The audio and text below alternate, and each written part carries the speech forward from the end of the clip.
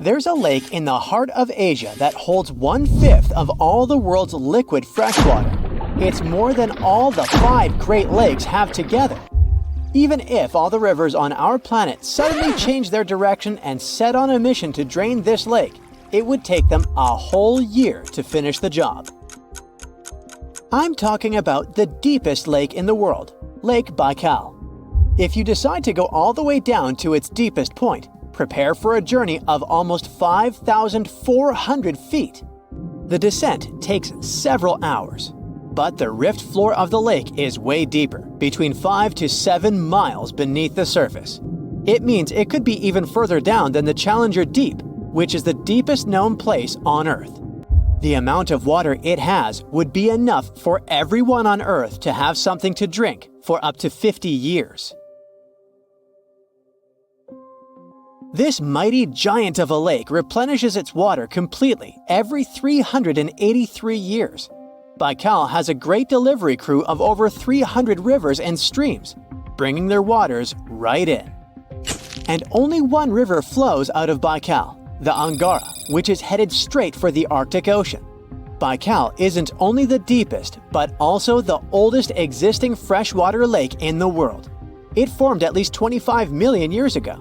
It all began when the Earth's crust decided to play Tetris and created the lake and the surrounding mountains. At some point, Baikal must have been just a humble riverbed, but then tremors and fractures shook the Earth, and the distance between the shores got bigger. Water levels rose thanks to the melting glaciers. Then, several lakes formed and later merged into one. Baikal is one of around 20 lakes in the world that are older than 1 million years. And since it wasn't disturbed by glacial periods, it's a perfect research ground for scientists. Its deep-drilled core sediments can tell a lot about the climate of our planet in different periods. Since Baikal is in a rift basin with 2,000 seismic tremors per year, the lake is deepening and still growing in size. Its shores drift apart at around the same rate as South America and Africa are moving away from each other, so it has all the potential to become an ocean. Another thing Baikal has in common with the oceans is that it has water rich in oxygen, even at its lowest depths. This is one of the reasons why the fauna of the lake is so incredibly rich. It's home to over 2,500 various animals and 1,000 plant varieties. Around half of them are unique and only exist in this area, like the endemic algae, the Baikal omul fish, and the Baikal oilfish. There are also some bears, elk, and lynx living on its shores. They must appreciate the fact that the temperatures around the lake are always higher than the rest of Siberia, thanks to its huge water mass.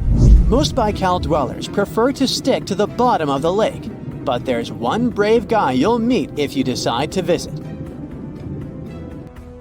Meet the Baikal seal, also known as Nerpa. It's the only true freshwater seal in the world. Nerpa's eyes are so cute it nearly landed the part of Puss in Boots in Shrek. Nerpa in Boots sounds good to me. These huge eyes are there to help them follow their favorite pelagic fish underwater. There are other seal kinds that can handle freshwater or use it to breathe, but these cuties spend their entire lives in it. But wait, how did seals, which are supposed to be oceanic creatures, end up in a lake miles and miles away from the sea? About 400,000 years ago, during the Pleistocene era, these adventurous creatures traveled up the river and drainage systems that connected Lake Baikal to the Arctic Ocean. The ringed seal that still lives in the Arctic is believed to be the Baikal seal's closest ancestor. Today, Baikal seals are confined to their freshwater home because of the changes in waterways. And they seem to be pretty happy with their home as they can choose from a huge variety of food to eat. The seals mostly hang out in the north and central areas of the lake, but move south in the winter. The lake gets covered with ice, which they use as a chill-out zone, just like their oceanic cousins use rocks or the beach. Since at least 1969, Lake Baikal has had some mysterious ice rings pop up randomly here and there. At some point, they got so big that the astronauts even spotted them from space. The rings usually appear in late April, but can be there in January or May. Scientists couldn't crack the code on how these rings form for a while. They had all sorts of theories, and the most popular involved methane gas bubbles from the lake's depths. But then, scientists noticed that some of the rings were in shallower waters, where gas emissions don't happen. So, an international team of scientists decided to solve the mystery. They traveled to Lake Baikal, drilled holes in the ice, and dropped sensors into the water. In 2016, when they started the research, they heard that 2 vans had gotten stuck in the mysterious ice rings. Once they had analyzed the data from the sensors, it turned out that the secret behind the rings was warm eddies flowing clockwise under its ice cover. The currents were less intense in the center of the eddies, so the ice above them was thicker at the edges. The waters of the lake are so clear that you can see some extremely deep parts up to over 130 feet down. This is thanks to the surrounding mountains that send off melting ice right in. Plankton that live in the lake also helps clean the floating debris. When this crystal clear water freezes, it forms an unusually thick and see-through layer of ice. The wind likes to play sculptor on Baikal and creates one-of-a-kind pieces of art here. It picks up water, which, of course, freezes into the most unusual designs. Frozen bubbles and icicles you've never seen before. The location and geography of the lakes and the cycles of melting and refreezing create the perfect conditions for this ice workshop. And you can even see rocks that seem to be floating. The bottom of the rock freezes to the surface of the ice. Then, the strong winds wear away the surroundings, leaving a perfect pedestal for the rock. If you think the floating rocks look eerie, how about Baikal's version of the Loch Ness Monster? The local Buryat people have a legend about the water dragon master that lives in the lake. A dragon is believed to be the most powerful creature living on Earth in Asian mythology. They believe there are 4 dragons living in the 4 seas, each responsible for one of the cardinal directions. Baikal is the North Sea in this story. The image of this dragon is supposedly etched in ancient petroglyphs on the cliffs of Baikal. There's also a hefty stone slab that looks like a monument dated back to somewhere between the 3rd and the 9th century BCE, depicting a mysterious water monster. Imagine the stories this stone could tell, echoing the whispers of a bygone era and leaving us to unravel the enigma of the Baikal cliffs. The legend says that a local warrior was chasing the dragon. He finally reached the largest Baikal island of Alkan. He was ready to face and defeat the dragon, but the beast turned into a beautiful girl, and they got married. That's one unusual twist to a classic defeat the dragon and take the girl story. So, local legends describe that dragon as a giant sturgeon with an almost gator-like snout and armored body. In reality, the mythical monster must be one of the many huge fish living in the lake. They can afford to grow to several feet in length thanks to the high levels of oxygen in the water. Beluga sturgeon can weigh several thousands of pounds, lives up to 50 or 60 years, and never stops growing. If you could dive right into the mysterious darkness of the ocean depths, who knows what you'd come upon? Legends that are hundreds of years old mention some giant sea monsters hiding deep down below the ocean waves, like the Kraken, the Loch Ness Monster, the Hydra, Leviathan, and so many more.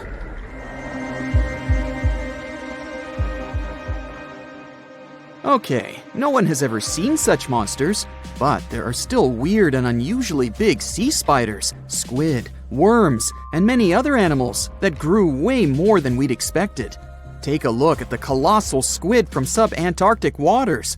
It's around 14 times longer than the arrow squid that lives near New Zealand. And deep down in the Pacific Ocean, there's a sea sponge as big as a minivan. Oceans contain about 96.5% of all water on our planet. Up to 80% of all life on Earth we've discovered is under the oceanic waves.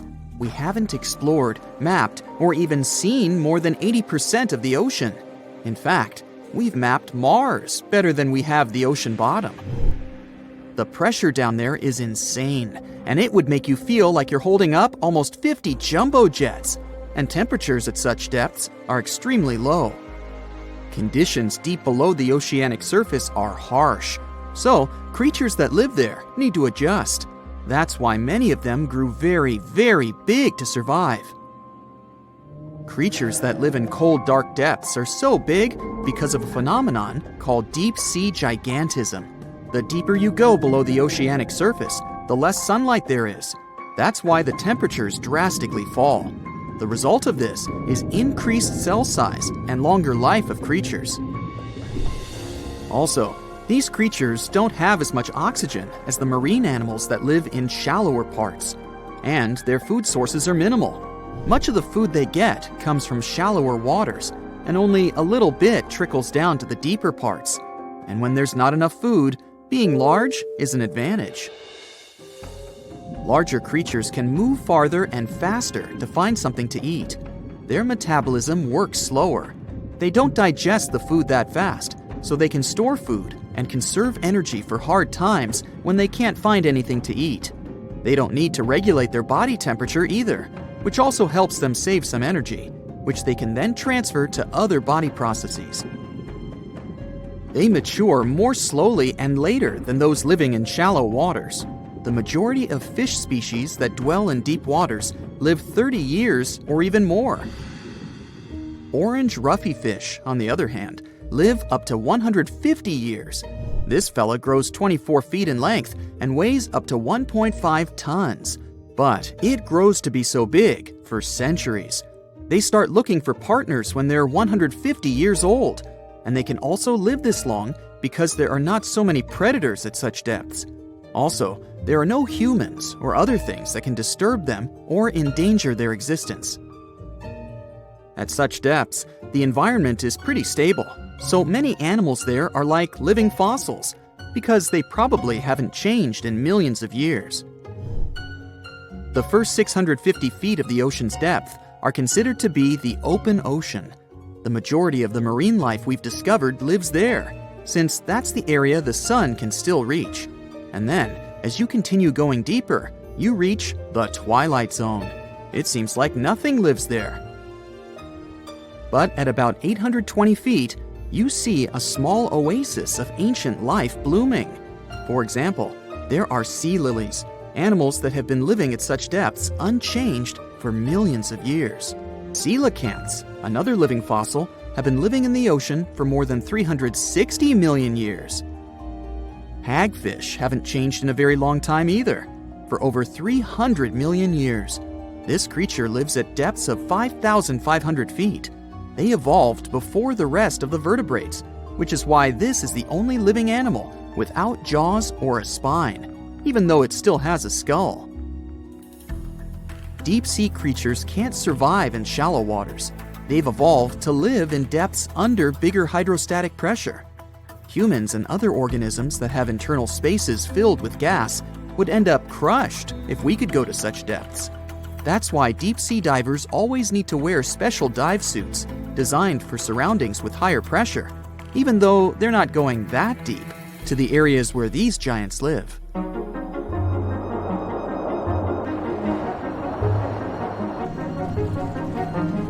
But near Antarctica, you can see gigantism way closer to the surface, like giant sponges, sea slugs, sea spiders the size of a dinner plate, worms, and even some enormous single-celled organisms.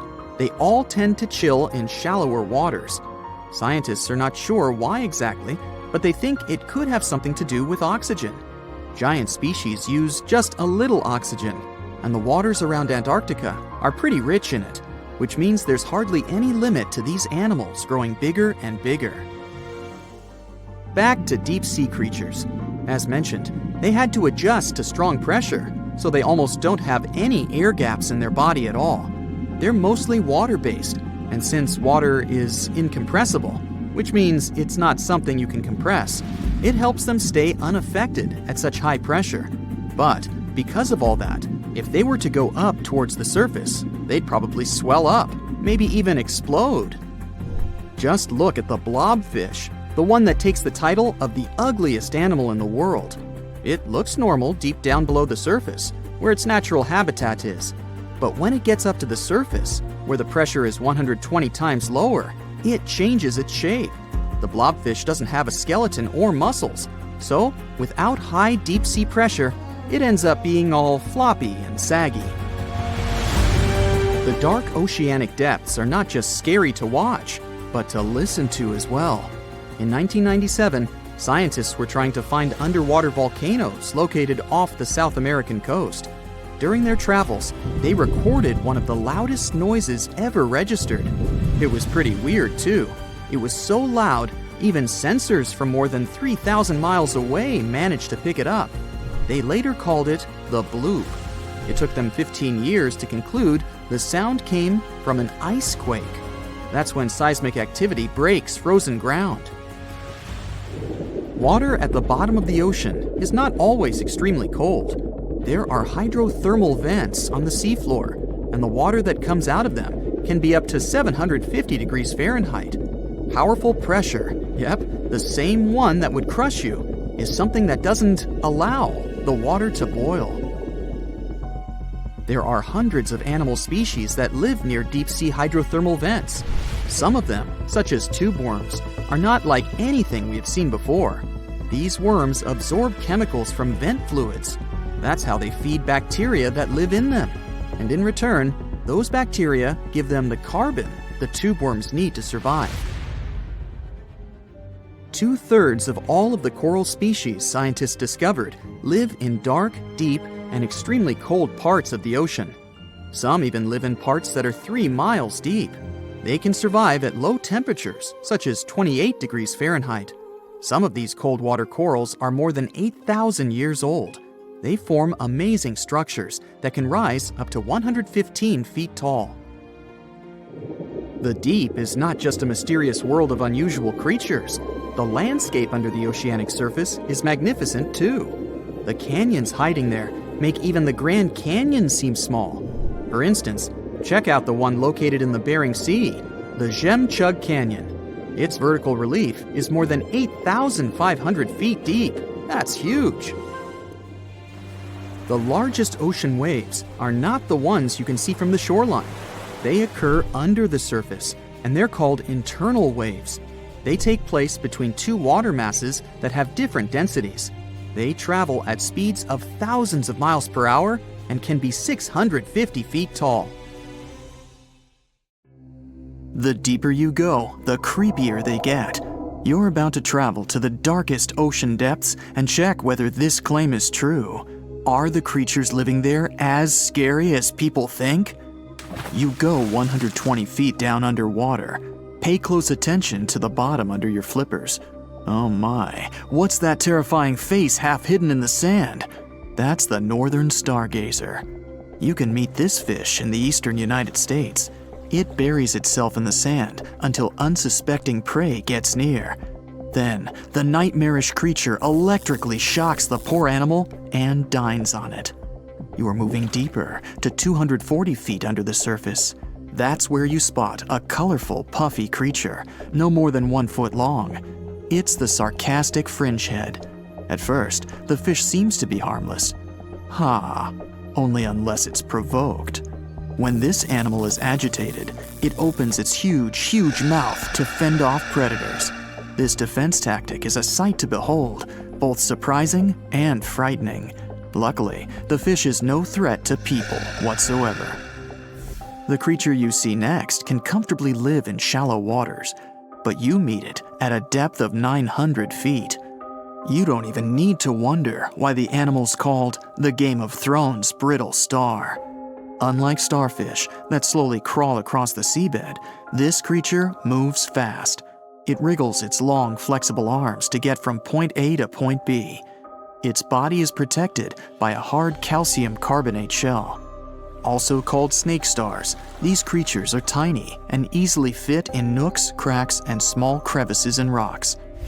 At a much greater depth of 2,000 feet, you come across the giant squid. For a long time, it was thought to be a creature from legends rather than a real animal. The giant squid was first caught on camera in 2001, and it's exactly as big as its name implies.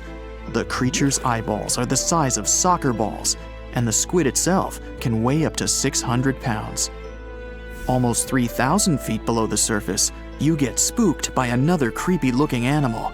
It's somewhat red and rather small, no longer than 1 foot long. As you approach the creature, it looks rather docile, or maybe just indifferent. The vampire squid, that's the animal's name, looks like an umbrella with tentacles. It doesn't even produce ink, so you leave it alone. Soon after that, at a depth of 3,200 feet, you meet the cookie cutter shark. This creature is a parasite. It attaches itself to big fishes, dolphins, whales, and sometimes even people. Then, using its neatly arranged serrated teeth, it gouges out cookie-sized pieces of meat. This nasty glowing animal doesn't grow larger than 20 inches and lives in the ocean twilight zone. At a depth of 3,300 feet, the light becomes a rare and valuable thing. The animals living that far away from the surface have to evolve unusual features to survive. That's how the barrel-eye fish ended up with a transparent head and 2 super-sensitive barrel-shaped eyes. Right now, pretty much like always, they're pointed upward, allowing the fish to see potential prey and you. Almost 4,000 feet below the surface, you see something droopy and saggy. The blobfish doesn't have a skeleton or any muscle. Its jelly-like flesh lets the creature survive incredible water pressure. Despite its appearance, the blobfish is an ambush predator. It usually lies very still on the bottom, waiting for unsuspecting prey to swim by. You go a bit deeper and spot a creature that looks particularly ghastly. The goblin shark senses prey with its snout. The creature's terrifying jaws are attached to elastic ligaments. When some animal comes too close, the shark catapults its mouth forward to catch it. If your mouth could do the same, you would be able to eat things dangling 7 inches away from your face. Even deeper than that, at 5,000 feet, you notice another member of the shark family. The frilled shark looks like an overgrown eel, but its gills are lined with red fringe at the edges, hence the name. The creature's horrifying mouth has 25 rows of razor-sharp backward-facing teeth, 300 in total. The shark prefers to hover in the water, waiting for its prey to come closer. Then, it charges at it like a snake. Suddenly, you see something glow brightly like an electric bulb. But after coming closer, you recoil in horror. The creature looks like an upgraded eel equipped with oversized teeth. That's the deep-sea dragonfish that can live at a depth of 6,000 feet. Chemical processes going on inside the fish's body produce an eerie red glow. This glow is used to communicate with other fish. At the same depth, you meet another deep-sea inhabitant. Its most prominent feature is its huge mouth. Thanks to it, the gulper eel can swallow its prey whole. Its stomach can expand to a terrifying size when it needs to fit something large. At a depth of 6,600 feet, you come across an angry-looking creature with a fishing rod over its head. It's the deep-sea anglerfish. The animal has an unusual dorsal spine, even though it's worn only by females. It protrudes above their mouth and has a lure on its tip, some luminous flesh that baits prey. The anglerfish has such a big mouth and its body is so pliable that it can swallow animals twice its own size. You're 7,000 feet down when you see another fish that's glowing in the dark. The black dragonfish is a sly creature. It has its light-producing organs arranged along its belly. The spooky creature also has gleaming flashlights next to its eyes. They help the animal find prey and attract potential mates. At the same depth, you also spot an enormous pillbug. But unlike the critter you can find in your garden, this one is at least 20 inches long. That's the giant isopod, and it is, indeed, related to the roly-poly, as well as crabs and shrimps. These creatures may look somewhat scary, but they're harmless. They feast on other deep-sea animals only after those have passed away. At a depth of 13,000 feet, you notice the ocean floor has become a bit fluffy. That's because it's covered with zombie worms. These creatures rarely grow to be more than 2 inches long. And still, they can break down fairly large animals, so strong the acid they produce is. The worm's feathery appearance makes them look like plants. But the truth is, these creatures munch on rock-hard bones of the world's largest animals, such as whales. The grid-eye fish almost scares you out of your mind soon after that. This creature has a pair of large greenish oval plates on the top of its head and no eyes whatsoever. Experts believe that these bony membranes detect light coming from predators, saving the fish's life. You're now 3 miles down below the surface, and that's where you spot something bizarre on the bottom. It's definitely a fish, but it's standing on the ocean floor on 3 long, rigid legs. Ah, it's the tripod fish. Curious rather than scary. This creature has adapted to the almost complete darkness by giving up on its vision. It has to rely on vibration and touch to sense prey. And then, the fish uses its fins as hands to transport food directly into its mouth. You don't have time to go any deeper before you spot the faceless fish. This slightly off-putting creature has no eyes, and its mouth, smiling a Mona Lisa smile, is underneath its body. For the first time, the faceless cusk, which is the creature's official name, was seen more than a century ago. The next time it happened was only in 2017. Once you've reached a depth of 6 miles below the surface, you see deep-sea cucumbers. These bizarre creatures are much bigger than their shallow water relatives. They spend most of their time on the sea floor. But if they need to escape predators, they are able to swim away. Deep-sea cucumbers have bright purplish coloring, tiny feet, and tentacles that surround their mouths. Cute. The question is, why do these deep-sea creatures look so scary? Life is very different there, at the bottom. Tremendous water pressure, a lack of food, and constant darkness. You have to adapt to survive in such extreme conditions. Okay, get this. Dolphins can phone each other. This is not a joke, but a fact confirmed by scientists. They put a mother and a baby dolphin in 2 separate aquariums and conducted special underwater audio communication between them. When the connection was turned on and the dolphins heard each other's voices, they started chatting. Their conversation consisted of happy whistles, chirps, and clicks. You've probably heard this chatter in wildlife movies. But I wonder, how do the dolphins dial the phones? Do they have flip phones? Get it? Flipper using a flip phone? Okay, never mind. Anyway, the most interesting thing about this experiment is that the mother and the baby recognized each other's voices through the speakers without seeing each other. They were talking fast, like it was a normal dolphin phone conversation. Think of a dog that hears its owner's voice from a phone speaker, or when you turn on a video of another barking dog. Your pet is confused and doesn't understand what's going on. But dolphins started communicating immediately, just like humans. Many animals communicate with one another through touching, gestures, biting, or growling. But dolphins have shown they can communicate without direct contact. If they understand clacking, clicking, and whistling, it means only one thing. Dolphins have their own complex, developed language, and scientists hope to learn it.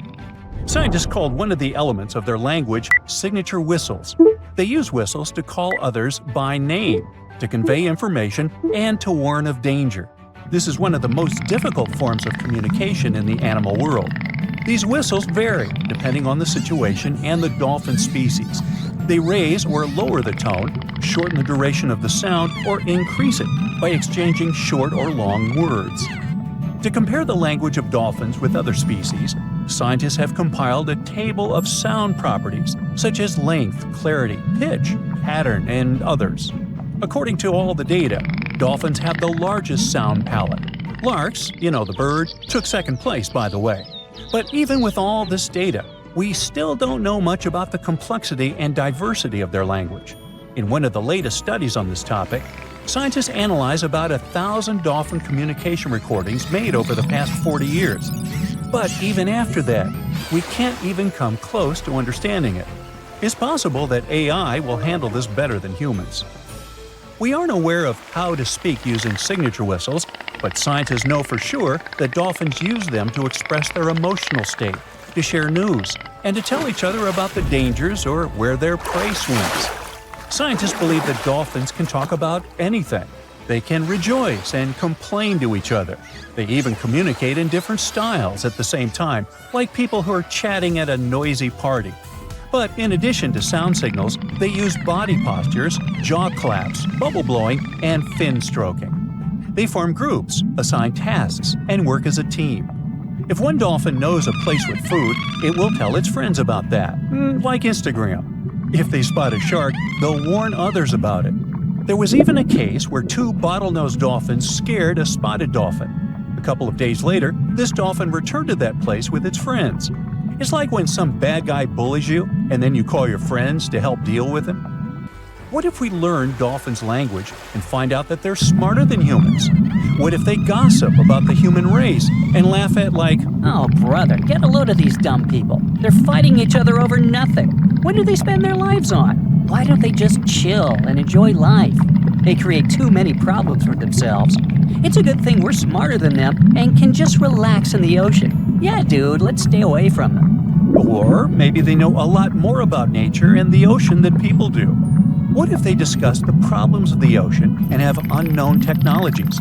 Of course, these are all theories, but just imagine how cool it would be if you could understand dolphins and respond to them using a special program. You could get yourself a good friend that's interesting to talk to and can take you for a ride in the waves. Unfortunately, at the moment, it's still very unlikely. Dolphins are too fast swimmers. It's difficult to constantly record their communication using high-tech equipment.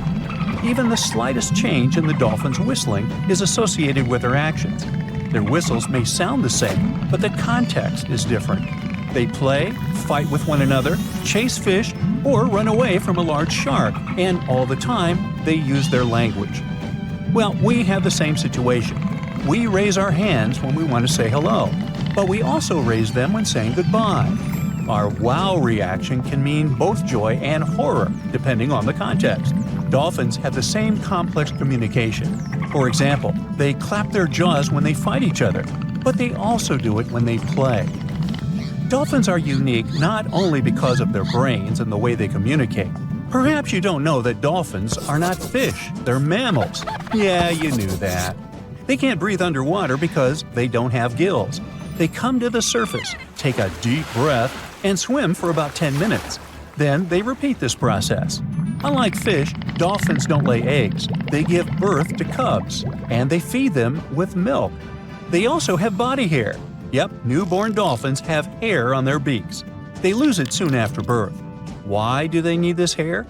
Scientists believe that this is an evolutionary echo from the time when dolphins lived on land. And here's another strange fact. We've all heard how millions of years ago, fish began to slowly come ashore. During evolution, they changed their appearance, adapting to new life on solid ground, and so they gradually turned into mammals. But dolphins are unique since their development is kind of reversed. They were originally amphibians that lived near bodies of water. The ancestors of those amphibians were artiodactyl mammals, similar to deer. Not only dolphins, but also whales and porpoises have the same evolutionary path. All of them are called cetaceans. They made a big step from land to water about 50 million years ago. What if these ancient deer-like animals were the most intelligent creatures on Earth that realized that living in the water was much better than living on land, and they haven't regretted that decision yet? Dolphins have a big brain. Chimpanzees and humans have brains of the same size, and they all have something in common. Dolphins have a long lifespan, and they form groups. They show the emotions of sadness, grief, happiness, and joy. They can assess situations and solve problems. But the coolest thing is they can pass the mirror test. That means they recognize their reflection in the mirror. They don't just look at themselves. No, they pay attention to the parts of their bodies that they can't see otherwise. They examine their movements in the mirror. Their behavior in front of a mirror is not much different than that of humans. This indicates their self-awareness and high intelligence. Do they feel sad if they don't like their body? Can they be happy if they have, let's say, a beautiful tail? In addition to these features, dolphins have a real superpower, echolocation. By producing clicks and whistles, they can find their relatives that are pretty far away. They can spot prey or an enemy despite poor visibility in the ocean. This power allows them to sense a metal implant in the body of a swimming person. We are 70% water. Therefore, when we dive into the sea or ocean, for dolphins, we become part of their echolocation field. When they emit a sound, the sound waves crash into a metal object inside the human body, and the dolphins immediately feel it. And some dolphin species can turn off half their brain while sleeping. One eye is kept closed, and the other eye monitors the situation so as not to miss danger. Ooh, smarty pants dolphins. Most of the ocean is still shrouded in mystery, whether we're talking about dark corners or creatures that are hiding in the depths. But sometimes it gives us a peek into scary things it hides in its cold, dark depths. Like when you hear on the news that there are some deep-sea creatures washed ashore after a powerful storm once again. Some just look weird, while others are real monsters that live at depths of more than 3,300 feet. The coldest and deepest parts of the ocean have created one specific phenomenon called gigantism. So, sea spiders, squids, worms, and many other animals, mostly invertebrates, or creatures without backbones, they're all way bigger and scarier than the versions we see in the more shallow areas. In the Pacific depths, you can see a sea sponge as large as a minivan. Or what about the colossal squid that lives in sub-Antarctic waters and is nearly 14 times longer than the arrow squid, a type that mostly lives in New Zealand? Researchers found many of these underwater monsters in the abyssal zone of the ocean. Back in 2021, the researchers showed images of the giant phantom jelly. It was at a depth of 3,200 feet. Its tentacles were 33 feet long. Wow, I wouldn't like to face that one on the beach. It probably eats only small fish and plankton, but it can swim to depths of more than 21,900 feet. And down there, this giant jelly doesn't have enough food. How does it survive then? Scientists haven't figured it out yet. And there are even more questions related to the giant squid, the biggest one ever found. This monster is 43 feet long, with a weight of nearly a ton. Imagine if those tentacles would grab your car, or something like that. They would smash it like it was a toy. There's no light in the abyssal zone. Sun rays just can't penetrate that deep. So there's no algae or underwater plants there. Local animals mostly eat snow. Marine snow is not like the regular one you build a snowman with. It consists of any small flakes or remains that fall from the surface of the ocean. Maybe even some leftovers that animals up there couldn't eat. So it's not much, but apparently it's enough for very large creatures that hide deep down there, like giant squids. Squids that generally live at such depths don't bother going after their prey. They just wait until the poor animal swims right up to their long tentacles and falls into a trap. It may not be the best method ever, because not many animals will even swim into these dark, cold parts. But it's the method that saves energy. A giant squid eats only 1 ounce of fish daily, which is approximately 45 calories. That's nearly 50 times fewer calories than an average person should eat per day. So when a squid gets 1 fish, it saves it for a couple of days. I hope giant squids won't get the idea to go to the surface and look for food when there's not enough of it in the abyssal zone. And I hope even more that giant Greenland sharks won't get that same idea. You can find them at depths of up to 7,200 feet. They're twice as slow as we usually walk. They swim at a speed of 1.12 feet per second. Their slowness is part of the energy-saving mechanism that creatures down there need to survive. But they can speed up in the form of short bursts when they need to catch prey. But they kinda change their diet from predator to scavenger, considering their environment. There will be more leftovers falling from the surface than animals to go after. Greenland sharks grow just 0.4 inches per year, and they're mostly 20 feet long, which means they live for a very long time, sometimes up to 400 years. They also have a slow metabolism, and that's one of the main factors for their long life, too. Greenland sharks like to spend their time in cold waters.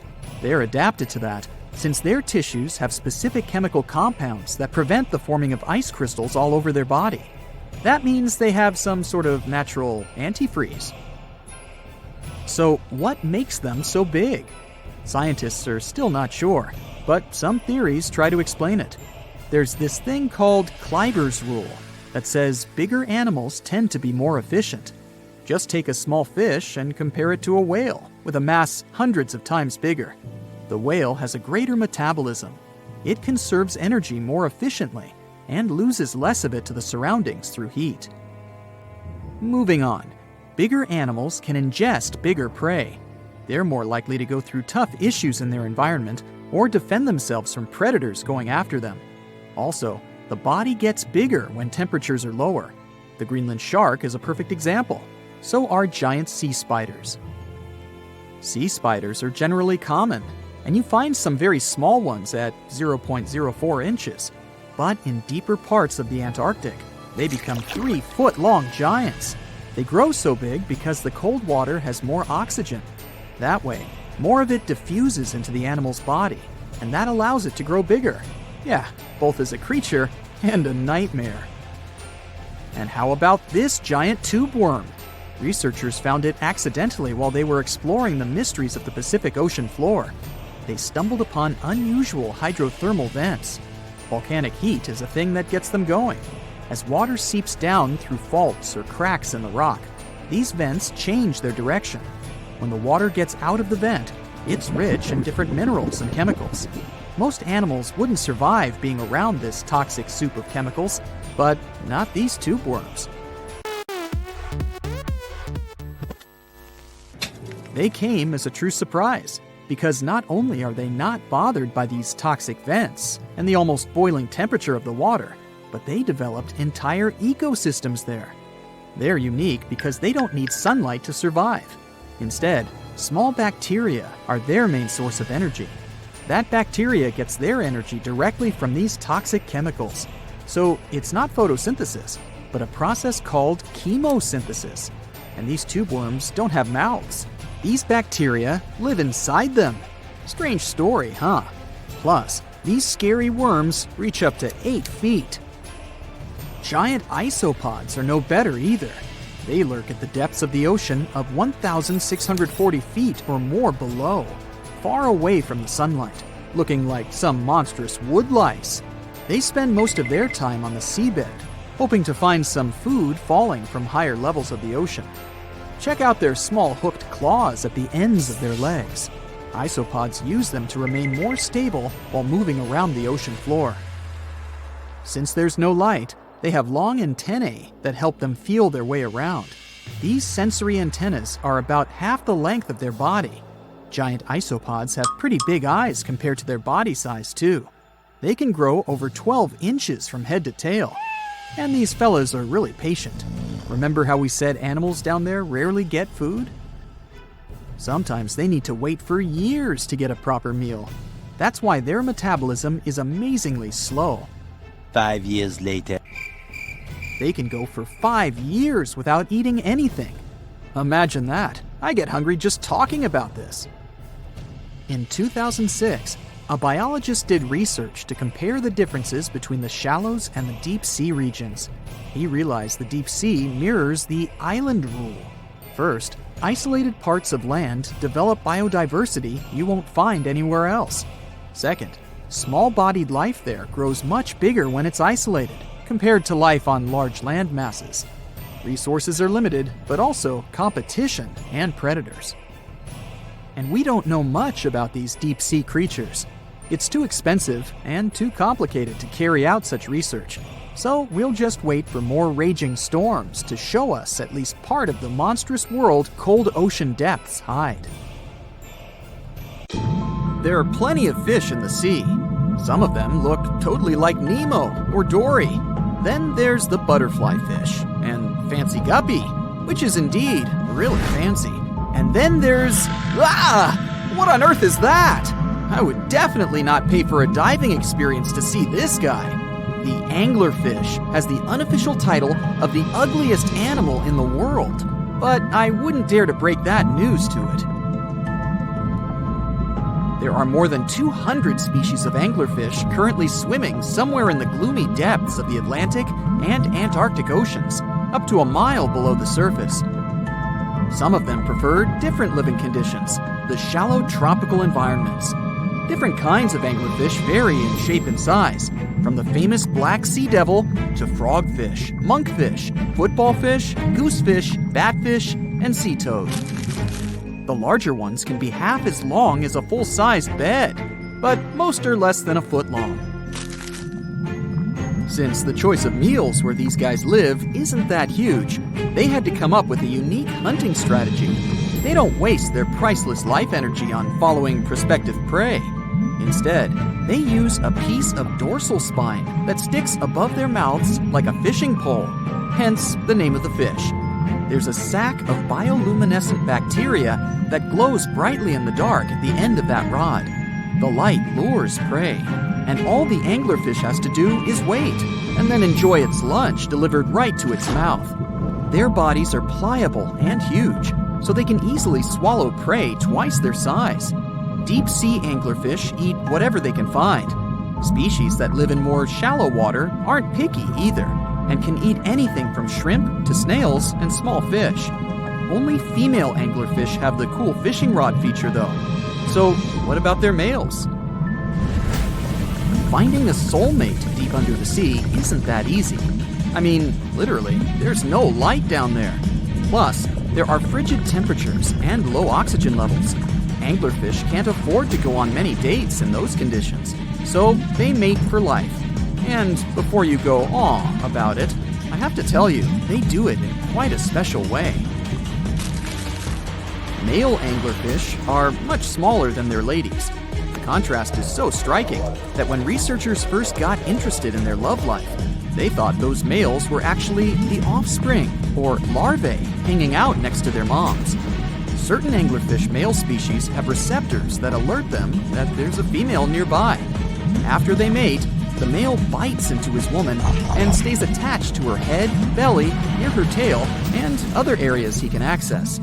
While they morph together forever, the female fish gets the male's cells, DNA, and reproductive organs, but loses her immune response cells. The male gets free permanent housing and nutrition. Given the current real estate prices, it sounds like a dream. But that accommodation is shared by up to 8 males, and they can't move out if they ever feel like it. You're unlikely to meet this deep-sea fish in real life, but if you meet an anglerfish in your favorite video game, remember that you can easily outswim it and make it kinder to you with tranquilizing arrows. Once you befriend it, the anglerfish can be your scout and help you discover new areas with its bioluminescent pods. Back in the real world, down in the twilight zone of the ocean, about 650 to 3,300 feet down, the anglerfish isn't the only creature you're lucky you'll probably never meet. Many of the locals look like they come straight out of science fiction or horror movies, but that's because they had to adapt to this dark, deep world. I did my best to get you prepared for the creatures you're going to meet, starting with the common fangtooth. They spend most of their lives deep down, but at night, they move toward the surface to snack. These guys are more active than most other deep-sea dwellers. They don't wait for food to come their way, but actually follow it, and then get it with their long, hungry teeth. They don't have a built-in light bulb like the anglerfish, so they've developed a great sense of smell and use as much sunlight as they can get there in the depth to get around. Sometimes, even the shadow of a passing by prospective prey is enough for them to switch to action mode. And though they don't look too charming, they're completely harmless to humans if you ever run into one of these guys. Stoplight Loosejaw sounds like a great name for an alternative band, but it's actually another deep-sea resident with sneaky hunting habits. It has special light-producing photophores under each eye. They emit green and red light like a stoplight, hence the name of the fish. Unlike other fish, these guys hardly ever leave the twilight and midnight zones. Their lower jaw is a quarter of the total body length, and the stoplight keeps it open all the time, hoping to get some lunch. It looks like a ferocious predator, but mostly prefers zooplankton, with an occasional dessert of shrimp, krill, and fish. I'm sure you didn't expect to meet a hybrid of an eel and a bird, but here it is! The slender snipe eel has a beak, much like that of a bird, with curving tips. The beak is equipped with tiny hooked teeth that the eels use to catch the antennae of delicious shrimp. And it sure is slender, stretching up to 5 feet and weighing only a few ounces. Scientists don't know all of this guy's secrets, since it's pretty tricky to study in their natural habitat. But it looks like they only produce offspring once in a lifetime, and then pass away. Glass squids like to take it easy in life and literally go with the flow. They're filled with a solution which is lighter than water, so they don't have to make any effort to move around the deep sea looking for food and partners. These creatures are transparent, so they blend into any landscape and don't even cast a shadow while moving. Talk about a great survival tactic. If danger finds it anyway, it can transform into a lumpy ball, pushing its head and tentacles into its mantle cavity. It can also release ink into the mantle and go from transparent to black. The same ink can protect it against hungry whales and seabirds.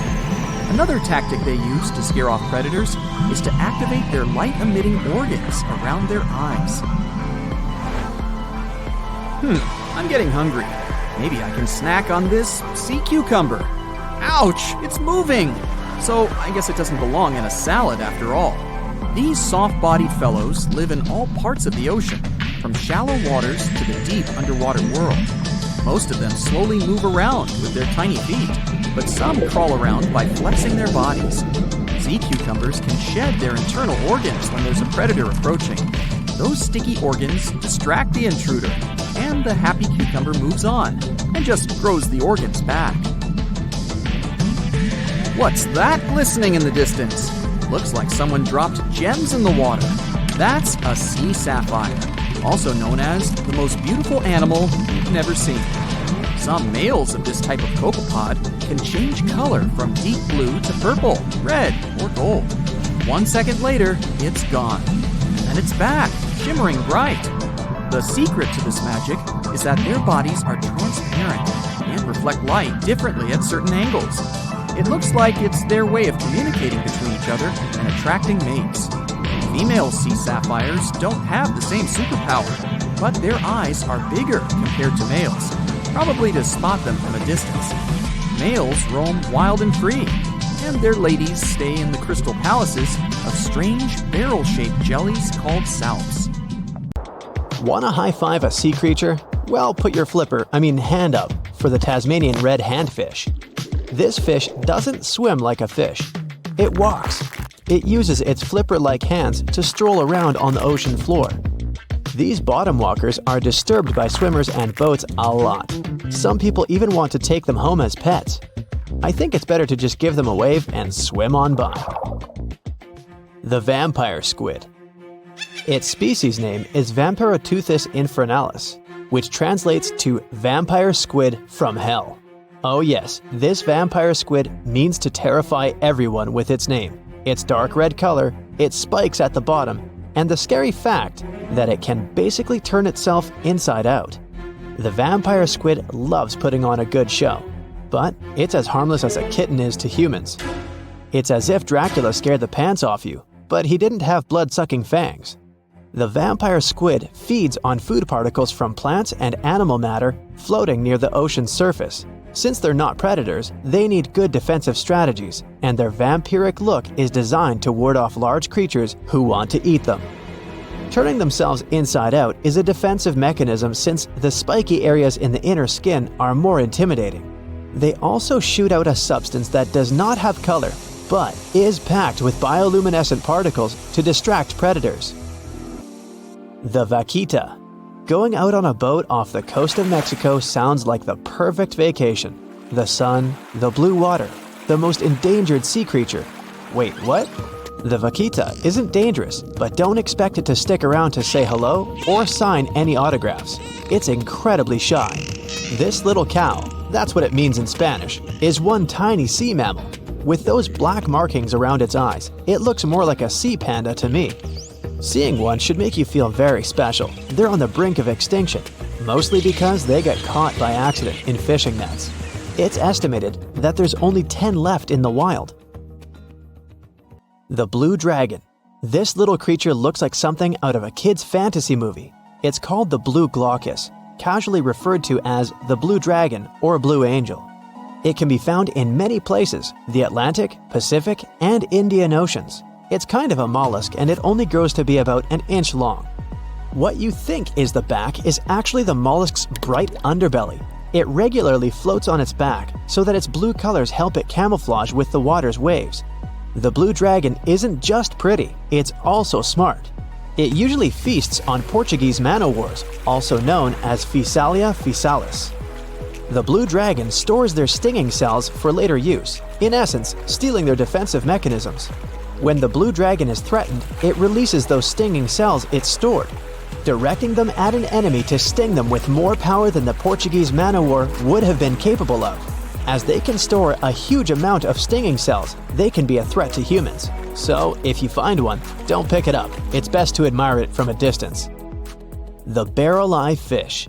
If you ever wanted to have Superman's X-ray vision, looking at the barrel-eye fish will make you feel like you gained that superpower at some point in your life without even realizing it. The barrel eye has a transparent head, so you can see how their eyes and brain look inside. This magnificent creature lives in the deep sea. This is the lowest level of the ocean, where strange creatures roam in near-freezing temperatures and constant darkness. They're exposed to water's pressure that's almost 1,000 times that of the surface. If the idea of the deep sea sends a shiver down your spine, stay tuned to learn about another of its creatures later on. The barrel-eye fish can be found in the Atlantic, Pacific, and Indian Oceans. You might be wondering, why oh why would a fish have a see-through head? And that would be a fair question. Since the species was discovered in 1939, it was believed that the fish's eyes were set to see straight ahead and couldn't move. So it was assumed that they had tunnel vision. Scientists Bruce Robinson and Kim Reisenbichler from the Monterey Bay Aquarium Research Institute recently discovered that the fish can move its eyes vertically to see through the top of its translucent head, thus noticing if there are predators or prey nearby. The transparent head also allows more light to enter so they can detect prey better. It's believed that the barrel-eye fish eats jellyfish and small fish species. If you dive in the ocean at night, you might be lucky enough to see how orange ball corallomorph blooms in the dark. But make sure to be quick because as soon as you turn on your flashlight to take a good look, it will retract its tubes back into itself. The Megalodon. The whale shark isn't the biggest shark known to humans. If the entire shark species were a kingdom, the prehistoric Megalodon would be the ruler of the sea. Megalodon roamed the ocean a long time ago. About 15.9 to 2.6 million years back between the early Miocene and late Pliocene eras. While they've long been extinct, people are still amazed to learn about these gigantic sea beasts. Megalodon could reach anywhere between 45 feet to 60 feet in length with jaws more than 6 feet wide. A fossil of a tooth that once belonged to a megalodon measured at 7 inches. Needless to say, I'm pretty stoked that these guys have long been extinct. But there's still some adventurers out there hoping to meet this monster one day. The Dumbo octopus. This adorable creature, or creepy creature, or however you want to see it, is officially called Grimpoteuthis. More casually, it's referred to as the Dumbo octopus, named after the Disney character. Though Dumbo, the elephant, not the octopus, was teased for his big ears, it's highly unlikely that this adorable octopus gets teased by its water neighbors. They are the deepest living octopuses, living in the deep sea, and you know how scary that place is. They're only about 8 inches tall and spend their days hovering just above the seafloor eating snails, worms, and other food they find in the current or near ocean vents. There are nearly 17 species of Dumbo octopus, and they all have differences in height, color, and body parts. If you can't get enough strange animals, you'll be glad to learn that the deep sea has barely been explored by humans. So keep an eye out. There are bound to be more fascinating animals discovered in the deep in the future. The sea angel. These creatures might look and sound pretty cute, but their diet is far from sunshine and lollipops. Their favorite food are sea butterflies. They lay mucus traps for them and wait in ambush. The squat anemone shrimp. This shrimp is tiny, only 0.5 inches. It's also known as a dancer shrimp because of its peculiar behavior. When agitated, it raises its bottom above its head and does a little dance. Divers also say it readily jumps on their hands and cleans them. The coconut crab. This guy may look pretty creepy, especially when the sun goes down. Mature coconut crabs are around 3 feet in length. Their preferred foods are coconuts, but they can also hunt down lizards and even large birds. The slender snipe eel. Slender snipe eel is a slim and long creature that's still a mystery for marine scientists. It's 4 feet long and it has at least 750 bones in its spine, which is much more than any other animal in the world. The sea pen.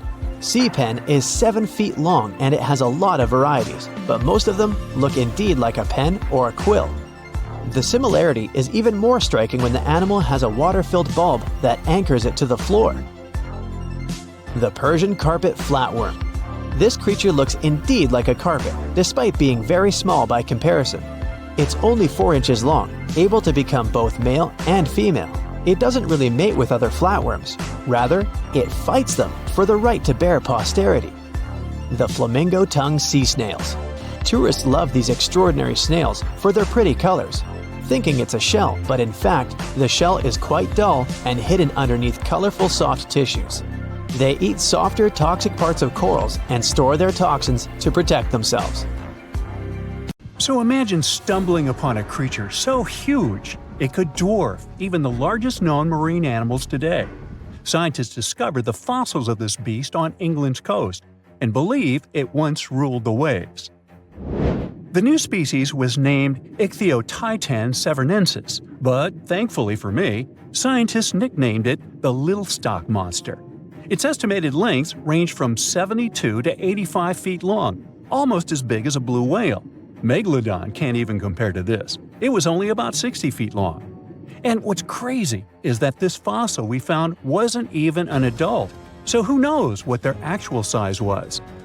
The first piece of the Little Stock Monster was discovered in 2016 in the Westbury Formation. Researchers found a 3-foot-long jaw part that belonged to an unknown species. For years, this single fragment had been driving them crazy because they had no idea what that animal was. Then, in 2020, a miracle happened, of sorts. A father with his 11-year-old daughter found the second piece of fossil on a beach. This discovery led to more findings. Finally, in 2022, the last piece of the literal jaw puzzle was found, buried along the Somerset coast. This Leviathan belonged to the Shastasaurid family. Both the Little Stock Monster and other Shastasaurids had one ancestor, so all the species in this family are super similar to each other. For example, all of them were the largest marine reptiles ever to exist. Although our Little Stock Monster is much larger, most Shastasaurids could grow up to only 69 feet long, and it's possible that the Little Stock Monster, when fully grown, would reach up to 100 feet or even more. Both of their bodies were just perfect for cruising the ancient seas. These marine titans were elegant and slender, with an elongated snout. Other marine animals at the time were smaller and looked more like dolphins. Shastasaurids had long paddle-like limbs adapted for efficient swimming. Their skulls show large eye sockets, which means they had excellent vision. If you were in the ocean, no matter what time it was or where you were hiding, they could spot you. They were also incredibly fast and could dive to great depths. Of course, all these things made them the most terrifying predators. They ate pretty much everything, including fish and squid, and you if you were there. They probably captured their prey like whales, opened their huge mouths, and literally sucked the fish in. What made the Little Stock Monster especially scary is that it wins in the jaw competition. For other Shastasaurids, their jaws were a bit weaker, so they hunted smaller fish, kind of like today's orcas. They required vast amounts of food. This shows us that the Earth's Triassic oceans had rich, productive food webs. But the Little Stock Monster has this unique feature. It could open its jaw almost 90 degrees upwards. It also had tons of powerful muscles around. Its jaws were horrifyingly strong. So while others were hunting some squids, The Lil-stock monster probably hunted large fish and even other marine reptiles. Fossils of Shastosaurids have been found everywhere in the world, from North America to Asia. This means that these creatures dominated and terrorized the oceans for millions of years, although even they weren't completely safe from scavengers. And that's exactly why we struggle to find these fossils now. Scavengers didn't leave any remnants of them. So, while we have some fossils of this marine family, they mostly remain a mystery for us. They lived in the oceans about 200 million years ago, in the late Triassic period. The Earth looked completely different back then. All continents were united in one Pangaea, a huge landmass. Some parts of this supercontinent were covered with lush conifer forests, while others were dry deserts and open prairies. It was before the famous Jurassic period, but there were already first pterosaurs and amphibians. It seems like those monsters were crazy resilient. The Triassic period was super unstable, but they survived through many changes in the environment. Well, until the last one. The Triassic extinction came out of nowhere. It was one of the Earth's big 5 extinction events. It wiped out almost all species on the planet, including these Leviathans. It's still not clear what happened exactly, but it looks like there was a huge tectonic activity. Volcanoes in the oceans were going crazy back then. These massive volcanic eruptions have probably altered the climate and ocean chemistry, leading to the extinction of many species. Scientists have a theory that it might have happened because there was a rain of comets flying to our planet from the Oort cloud. This likely happens about every 200 million years or so. I wasn't around then, so I'm just guessing here. In any case, after the extinction, the Earth took some time to recover. Then it entered the famous Jurassic period. More terrifying sea monsters were on the way. One of them left us a colossal skull. This fossil is 150 million years old, and it also belonged to a sea beast from Jurassic times. They called it the Sea Rex. The name is very fitting. This monster could have broken a car in half with one bite. It was also discovered accidentally. A fossil enthusiast was walking along the Jurassic coast. This place is famous for having tons of ancient fossils, all because of the erosion in stormy weather. Typically, people find small spiral fossils here. However, this time, he discovered a giant sea monster fossil. Excited, he contacted scientists. They arrived at the spot right away and then had to carefully climb down a cliff to search for the rest of the skull. This fragment alone is 6.5 feet long. Turns out, it's a newly discovered species of pliosaurs, giant predators of the ancient seas. Pliosaurs were among the largest marine predators ever. Some of them grew up to 40 feet long. They used their huge teeth to snatch and devour prey, including other reptiles. Well, at least those creatures are far gone. But what about the horrors that still live in our oceans? Recently, biologists discovered the world's longest animal, the one that's still alive to this day. They found it off Australia's coast, on the Gascoyne coast, a very mysterious and unexplored place. There, underwater vehicles stumbled upon a frightening 150-foot-long siphonophore. That's twice as long as many blue whales and 3 times as long as a humpback whale. Doesn't it kind of look like one of those toy string worms? But this creature isn't friendly at all. It's a string-like deep-sea predator. What's even more scary is that this isn't actually one creature. It's a colony of small clones working together as one. Basically, collective consciousness. Ooh, Borg. Together, they stretch out like a single long string in the water. This creature might be the longest siphonophore ever found, and it was discovered at a depth of around 2,000 feet. Siphonophores, similar to jellyfish, capture their prey by dangling stinging tentacles in the water. When their tentacles touch small crustaceans and fish, they get paralyzed, and then they're reeled up to the colony's body. Expeditions to Western Australia's underwater canyons were definitely worth it. Together with that siphonophore, scientists have discovered up to 30 potential new marine species. Among them were a new octopus or squid, a long-tailed sea cucumber, glass sponges, and giant hyroids, colonies of animals resembling upside-down jellyfish. None of them have been seen before in Australia. But most of them weren't as scary as the one that was recently discovered in the Gulf of Mexico. This creature is straight out of a sci-fi thriller. a 26-foot-long mangapinna squid, or bigfin squid. It was discovered near an offshore oil rig at a depth of more than 7,800 feet. It has incredibly long elastic tentacles, which can be 15 to 20 times longer than its body. It holds them at right angles to its body, making it look even creepier, almost as if it has elbows.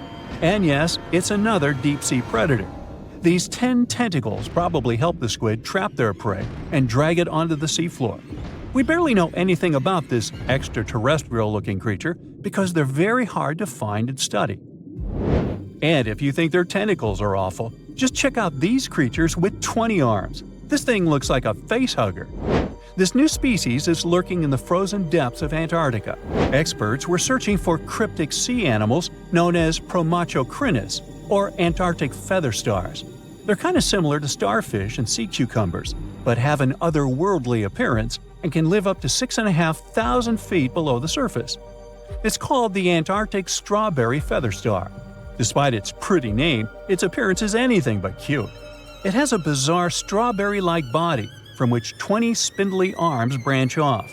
Its coloring ranges from purple to dark reddish, and the arms all have different lengths and thickness. Who knows how many more of such scary creatures we'll discover in the future?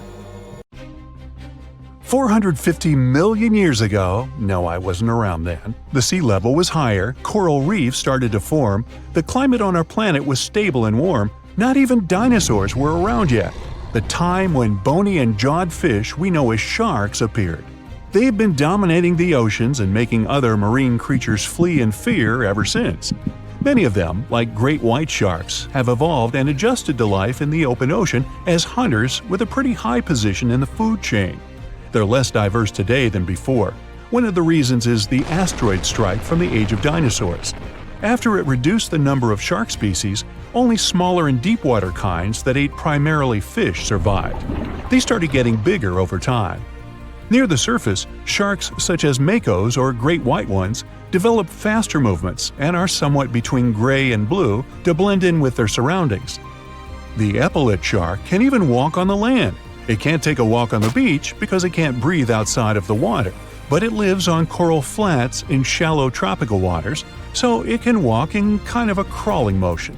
But deep down below, there are mysterious alien-looking, often huge shark species that didn't come to the surface, which is why they didn't need to adjust to the new environment and different conditions. They haven't changed a lot through time, so they're some living fossils. These creatures mostly don't have 5 gill slits, the most common number, but 6 or 7. It's because there's less oxygen the deeper you go in the ocean, so they need more gill slits. Sharks on the surface evolved to have fewer gill slits. 6-gill sharks are the most primitive sharks we have today. Their skeletons are like those of ancient extinct sharks, and they can survive only in very deep waters. Like cats, sharks have a layer of reflective cells placed inside their eyes, which helps them see better in the dark, deep sea or cloudy waters. Sharks on the surface have big eyes because they evolved to hunt in the sunlight, so they tend to rely on their vision. Those that live in shallow waters have small eyes, so they can protect themselves from the sand. Like some other deep-sea creatures, 6-gill sharks also have bigger eyes to take in as much light as possible. They have more light-sensing rods, but don't distinguish colors that well. In the ocean's twilight zone, with the minimum of sunlight, there's a couple of bioluminescent shark species. They don't take in light within their eyes, but produce or re-emit it with their bodies. Their skin or organs have specialized cells that produce a soft blue-green light. Deep-sea creatures that produce their own light do that to attract their prey, deter animals from going after them, or, scientists think, communicate with each other. It can even help them to camouflage. They do it by hiding their silhouettes from animals going after them. They produce enough light to match their surroundings. The biggest luminous underwater creature is the kitefin shark, found swimming 980 feet below sea level, preying on groundfish or smaller sharks. It can grow almost 6 feet long and lives 3,200 feet below sea level. Deep-sea sharks are also bigger than those on the surface. The Greenland shark can grow up to 24 feet long, bigger than a great white. There's a thing called deep-sea gigantism. Creatures in nutrient-poor depths of the ocean grow bigger because, that way, they lose less energy as heat. The Greenland shark lives its life in slow motion. It has a slow metabolism and can go very long periods without food. With their slow pace, they evolved to live up to 500 years at depths of 7,200 feet. Sharks in shallow waters catch their prey, relying on agility and speed. But for them, it's easier because there's plenty of food on the surface. Deep-sea sharks, with less food and slower life rhythm, had to develop a different style. They're more opportunistic, definitely not picky, and don't care if their future meal is alive or not. Frilled shark, another living fossil from the darkest depths, hasn't evolved much through time, and they're one of the last of their kind, with all of their relatives already gone extinct. It grows up to 7 feet long, primarily hunts on squid, and catches other sharks and fish. It looks like a dinosaur, a snake-like face, a long, smooth, thin body that moves in a serpentine way. It can propel itself with the power of its tail and curl like snakes. They don't swim in a straight line like other sharks. Cookie cutter shark grows up to 20 inches. It got the name because of the way it feeds, biting off small pieces. It's a parasite creature, which means it feeds off bigger animals but leaves them alive. They have sharp teeth and sometimes even swallow those that fall off on purpose. Some researchers think it could be because they live in the depths that are nutrient poor. If they swallow the teeth, they could recycle calcium and other material from it. Prickly shark is a rare and unusual creature with many thorn-like denticles and 2 small dorsal fins. It lives mostly in the depths of the Pacific region up to 1,900 feet. Ghost sharks are not even real sharks, but fish closely related to them and rays. They have big pectoral and pelvic fins, 2 dorsal fins, pretty big eyes, and unlike their cousins, have a single external gill opening. Ghost sharks have slender tails and can grow up to 80 inches, silver to blackish color. They sometimes live in rivers and coastal waters, but also in the depths of the ocean of 8,200 feet or even deeper. They are pretty weak swimmers, so they tend to feed on invertebrates and small fish. Goblin sharks. Swimming through the deep sea, this creepy shark with a flabby body suddenly sees a small, innocent squid. It goes toward it, but the potential snack notices it and quickly starts moving to dart away. It seems like the plan could work at first, but then the shark suddenly thrusts the jaw of its mouth and catches the poor little squid in a second. After the meal is finished, the animal simply fits the jaw back into the mouth and goes away as if nothing happened. This is possible because it has a jaw connected to 3-inch-long flaps of skin, which is why it can unfold from the snout. It can grow up to 12 feet long with a weight of 460 pounds. Scientists think goblin sharks are mostly active in the morning and evening. The shark has a long, prominent snout and specific sensing organs on it. It uses them to sense electrical fields in the dark oceanic depths. Seven-gill shark is a big cow shark, brown to silver-gray on top, white underneath, black and white spots, with a thick body, a small dorsal fin, and a wide, blunt snout. It can grow up to 10 feet long, mostly lives in the depth of 1,870 feet, but you can also find it in deep channels and bays. It can be aggressive toward humans if provoked, so don't. Like most deep-sea creatures, it's an opportunistic hunter that's not quite picky but likes to go after dolphins, seals, porpoises, and other marine animals. Megamouth sharks mostly live in the depths of 15,000 feet and spend most of their time in the dark, like me. Scientists discovered it in 1976 because it went near the surface at night to feed on zooplankton. That's the only time these sharks go there. During the day, they return to their quiet, dark, and mysterious depths. They are filter feeders, which means they keep their mouths wide open while swimming, so they filter the planktons they like to eat. There are organs that produce light inside of their mouths, which attracts potential prey, such as pelagic crustaceans. These sharks live in the deep parts of the ocean, but you can rarely find them below almost 2 miles. Scientists think some other, stronger bony fishes outcompeted them. Deep parts of oceans became oxygenated around 70 million years ago, and sharks have been around way longer. But bony fishes adjusted and adapted efficient ways to use oxygen, while sharks were slow with adaptations, so they lost. Also, oceanic depths are way colder, which is challenging for fish and the rest of cold-blooded animals because the speed of their metabolism widely depends upon the external temperature. Think you know what lurks in the depths of the ocean? While nearly 95% of our oceans haven't been explored yet, it's hard not to let your imagination run wild. But thanks to brave explorers, deep-sea cameras, and awesome archaeologists, we do know about some pretty incredible sea creatures living in our waters today, and millions of years ago. From the 9-foot spider crab to the 60-foot prehistoric Megalodon, these sea dwellers come in all shapes and sizes. But let's focus on sea creatures famous for their huge size. Can you guess which living species of whale is the largest? Well, it's not the orca, but that's a good guess. The orca is a toothed whale that can grow to anywhere from 23 feet to 32 feet, which is slightly smaller than a school bus. How about the narwhal? Nope, they're not the biggest either. These unicorns of the sea live mainly in Arctic waters and only grow 13 feet to 20 feet in length, and that's including their 9-foot tusk. Tired of guessing? Okay, I give in. The largest whale that still exists today is the blue whale. At a jaw-dropping 82 feet to 105 feet, the blue whale is not only the biggest whale we know of, but is currently the largest animal to have ever lived on Earth. Seriously. These animals are bigger than a T-Rex, and even the prehistoric Megalodon. If you were to put a blue whale next to a school bus, it would look like it could swallow it. Think about that. According to National Geographic, a blue whale's tongue can weigh the same as an elephant. And their hearts can weigh as much as a car. That doesn't even sound possible. It's no wonder these giants need to eat about 4 tons of krill every day. While there aren't too many animals living today that can compete with the blue whale's epic proportions, there is an entirely different species that is a good contender, and it's not quite what you would expect. It's a jellyfish. No, I'm not talking about the little jellyfish that wash up on the shore and ruin a perfectly good day at the beach. I'm referring to the lion's mane jellyfish, the biggest jellyfish around.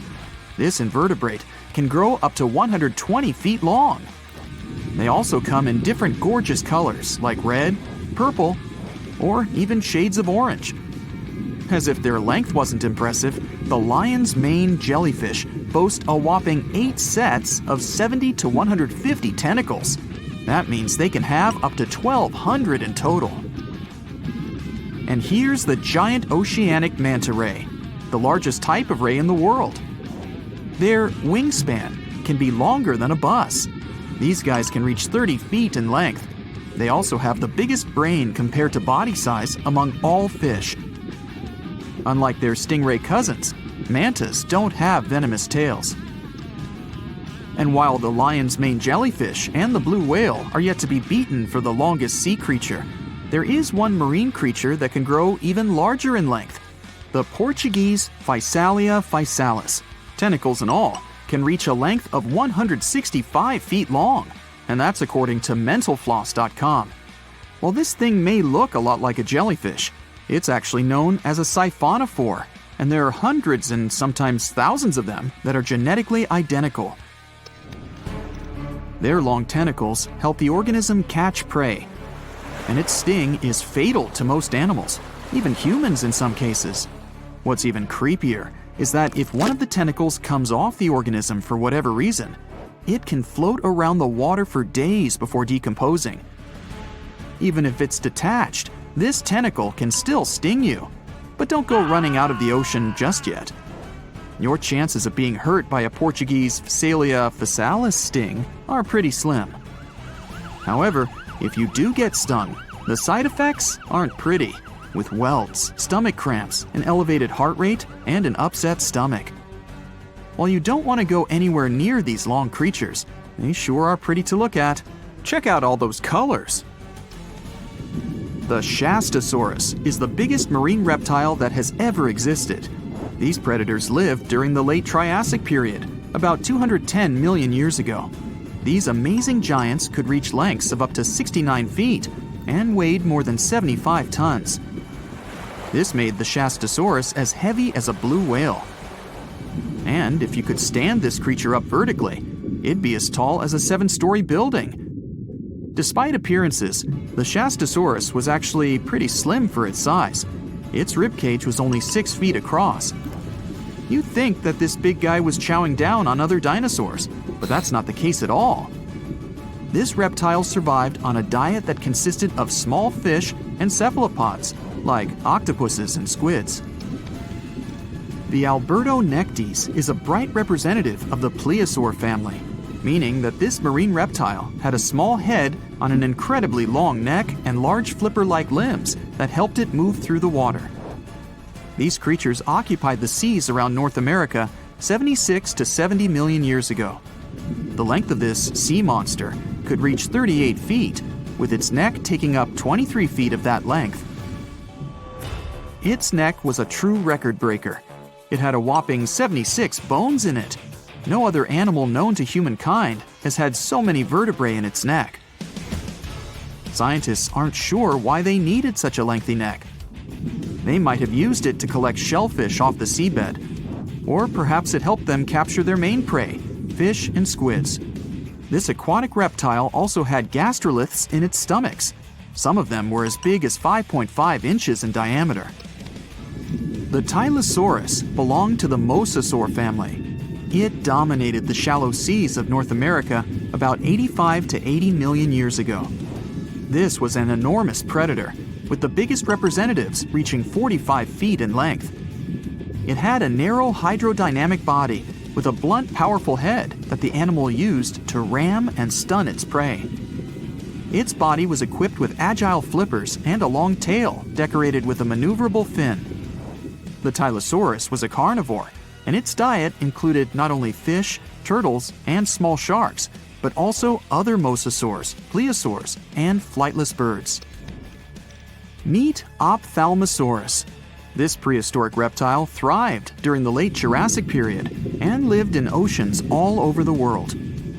Ophthalmosaurus weighed somewhere around 6,000 pounds and grew to approximately 16 feet long, according to newdinosaurs.com. That's about the same length as the beluga whale that exists today. It's too bad these guys went extinct before we had a chance to see them ourselves, as their cartoonish wide eyes and dolphin-like features are pretty darn cute. Of course, the Ophthalmosaurus evolved over time to become ophthalmologists, or eye doctors that we know today. No, that's just a lie. Just testing you.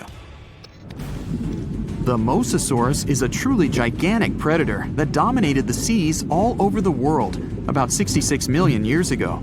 According to fossil evidence, some specimens could be more than 50 feet in length. This fact makes the Mosasaurus the biggest marine carnivore of its time. One of the most terrifying things about this creature was its crocodile-like head, decorated with literally hundreds of razor-sharp teeth, neatly organized in 2 rows on both jaws. The thing is that it was pretty challenging for the Mosasaurus to grab its prey in the water. That's why it had all these teeth, plus something special: pterygoid teeth anchored to the bones on the roof of its mouth. This made hunting and holding onto its prey much easier.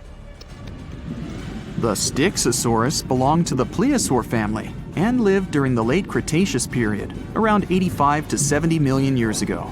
Upon first glance at this dinosaur, you might mistake it for a sea snake, and it'd be an honest mistake. Styxosauruses were about 35 feet in length, but over 16 feet of that consisted just of their long snake-like neck. They had a comparatively small body and weighed approximately 4 tons. Their mouths were full of razor-sharp cone-shaped teeth that they used to catch fish. They didn't need to chew their prey, thanks to the 200 small stones called gastroliths in their bellies that probably aided in digestion. At the same time, some scientists believe that the Styxosaurus used these stones to sink to the ocean bottom in search of particular types of fish. Looks kinda like Nessie to me.